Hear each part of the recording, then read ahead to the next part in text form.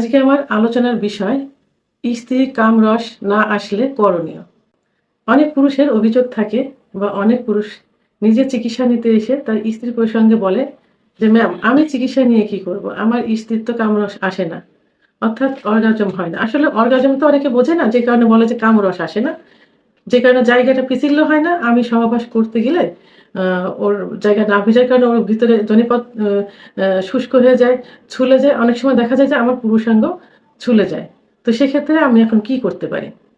তো এখন এই বিষয়টি নিয়ে আমি আলোচনা করব। সাধারণত মহিলাদের অর্গাজম হলে, অর্থাৎ সহবাসের সময় যদি অর্গাজম হয় তাহলে কামরস আসে। আর কামরস আসলে জনিপথ পিছিল্য হয় এবং সুখের সহবাস হয়। তো কামরস না আসার পিছনে বিভিন্ন কারণ থেকে থাকে। কামরস আসে না সাধারণত ২ টা সময় এবং ২ টা দিকই বেশি দেখা হয়। প্রথমত দেখা যায় যে বিয়ের প্রথমে যাদের কামরস আসে না, সেক্ষেত্রে এটা বেশিরভাগ ধরা হয় যে উভয়ে কিন্তু আননোন থাকে। কেউ কাউকে চেনে না, জানে না। অর্থাৎ ১ম পরিচয় হচ্ছে, বাসর ঘরে গিয়ে সংকোচ বোধ করে। দুজন দুজনের প্রতি কিন্তু একটু লাজুক অবস্থায় থাকে।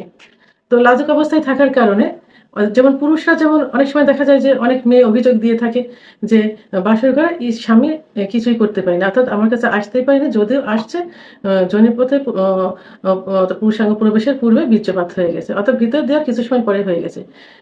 পুরুষরা সাধারণত হয় সংকোচ বোধের থেকে, আর মেয়েদেরও ঠিক এরকম হয়ে থাকে। তারাও আননোন থাকে, অর্থাৎ লাজুক হয়ে থাকে, স্বামীর সঙ্গে সহজে মিশতে পারে না, যে কারণে তারও কিন্তু সেক্স উত্তেজনা আসে না। সেক্স উত্তেজনা না আসলে তো অর্গাজম হবে না, আর অর্গাজম না হলে তো কামরস আসবে না। তো এই কারণে বিয়ের ১ম রাত্রে মহিলাদের বেশি হয়ে থাকে, অর্গাজম হয় না, অর্থাৎ কামরস আসে না। এটা বিয়ের ১ম রাত্রে হয়ে থাকে। আর একটা পর্যায়ে যেয়ে দেখা যায় যে আ অ ২য় যে পর্যায়, সেটা হলো বিয়ের কিছুদিন পরে আ স্ত্রীরা এই সমস্যায় ভুগে থাকে। অর্থাৎ স্বামীদের এটা অভিযোগ থাকে যে বিয়ের ১ম ভালো ছিল। এক রাতে আমরা প্রায় ২-৩ বার, ৪-৫ বার যৌন মিলন করেছি। কিন্তু এখন এসে আমরা যৌন মিলন করতে পারি না। কারণ স্ত্রীর কামরস আসে না। কামরস মানে স্ত্রীর অর্গাজম হয় না।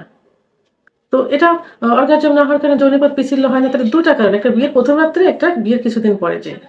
তো এটা হওয়ার পিছনে যে কারণগুলো থাকে, সেই কারণগুলো হলো, যদি কোনো মহিলার আ রক্তশূন্যতা দেখা দেয়, অতিরিক্ত লিউকোরি বা সাদা সিরাপ ভাঙে, মাসিক অনিয়মিত হওয়ার কারণে, জরায়ুর মুখে যদি ঘা বা ইনফেকশন থাকে, সর্বোপরি সেক্স হরমোন, ইস্ট্রোজেন হরমোন কমে গেলে এবং প্রোল্যাক্টিন হরমোন বেড়ে গেলে তাদের সেক্স উত্তেজনা কমে যায়।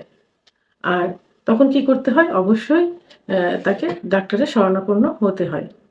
আর কামরস না আসার পিছনে যে কারণ, এই কারণগুলোর আ মা সমাধানের জন্য অবশ্যই ন্যাচারাল কিছু খাবার আছে, যে খাবারগুলো খেলে কিন্তু এগুলো পূরণ হয়ে যায়।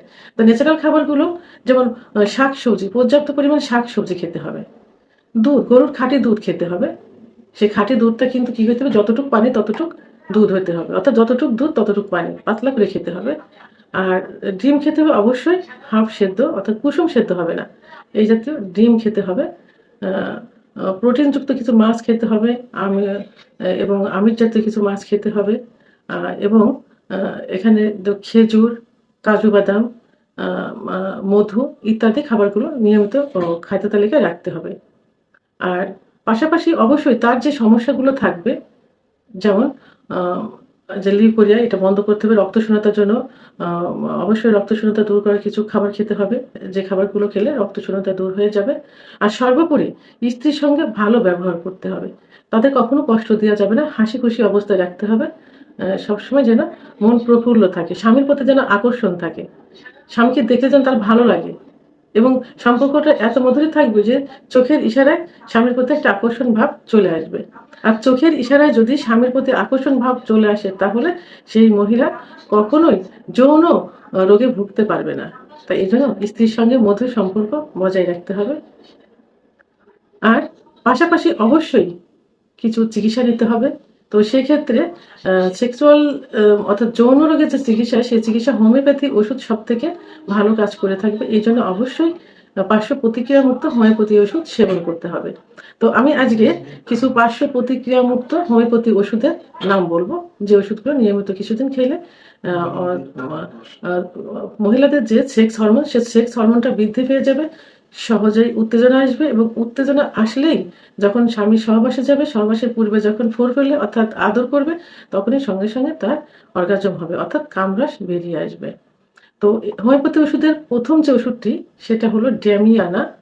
Damiana mother tincture. Damiana mother tincture মহিলাদের সেক্স উত্তেজনা বৃদ্ধি করতে গুরুত্বপূর্ণ ভূমিকা পালন করে থাকে। যারা পুরুষ যেমন তাদের লিঙ্গ উত্তেজনা উত্থান হয় না, নিস্তেজ হয়ে থাকে, তখন কিন্তু ড্যামিয়ানা ভালো কাজ করে। এবং তখন তাদেরকে কি বলা হয়, যৌন অক্ষমতা। যাদের নিস্তেজ হয়ে থাকে, উত্থান হয় না, উত্থান হলেও অল্প সময়ের ভিতরে বীর্যপাত হয়ে যায়, ঠিক মহিলাদেরও ওই একই অবস্থা, তাদের নিস্তেজ অবস্থায় থাকে, অর্থাৎ তারা কোনো সাড়া থাকে না, বডিতে কোনো ফিলিংস আসে না। ঠিক ঠিক সেই মুহূর্তে ফিলিংসটা ফিরিয়ে আনতে ড্যামিয়ানা মাদার টিংচার ওষুধটি খুবই গুরুত্বপূর্ণ ভূমিকা পালন করে থাকে। তা সেই ক্ষেত্রে ওষুধটি 10 ফোঁটা ঠান্ডা পানি সহ দিনে 3 বার সেবন করতে হবে, খাবার আধা ঘন্টা আগে অথবা আধা ঘন্টা পরে। ওষুধটি অবশ্যই 1 মাস সেবন করতে হবে। দ্বিতীয় যে ওষুধটি, সেটা হলো অ্যাগনাস কাস্ট। অ্যাগনাস কাস্ট ওষুধটি মহিলাদের সেক্স উত্তেজনা বৃদ্ধি করতে গুরুত্বপূর্ণ ভূমিকা পালন করে থাকে। যাদের যৌন উত্তেজনা একেবারে কম, কোনো কিছুতে ফোর পেলে করলে, কোনো কিছু করলে যাদের যৌন উত্তেজনা আসে না, একদম নিস্তেজ অবস্থায় থাকে, এবং মহিলাদেরও পুরুষের মতো স্বাস্থ্য ভঙ্গ হয়ে যায়, চক্ষু কুটারগত হয়ে যায়, দেখতে রোগা জরাশীর্ণ মনে হয়, সেই সব মহিলাদের ক্ষেত্রে কিন্তু এই অ্যাগনাস কাস্ট মাদার টিংচার খুবই গুরুত্বপূর্ণ ভূমিকা পালন করে থাকে। অর্থাৎ সেক্স উত্তেজনা বৃদ্ধি করতে অ্যাগনাস কাস্ট মাদার টিংচারের কোনো তুলনা হয় না, বিশেষ করে মহিলাদের। ওষুধটি 10 ফোঁটা ঠান্ডা পানি সহ দিনে 3 বার সেবন করতে হবে, খাবার আধা ঘন্টা আগে অথবা আধা ঘন্টা পরে। ওষুধটি অবশ্যই 1 মাস সেবন করতে হবে। তৃতীয় যে ওষুধটি, সেটা হলো অশ্বগন্ধা।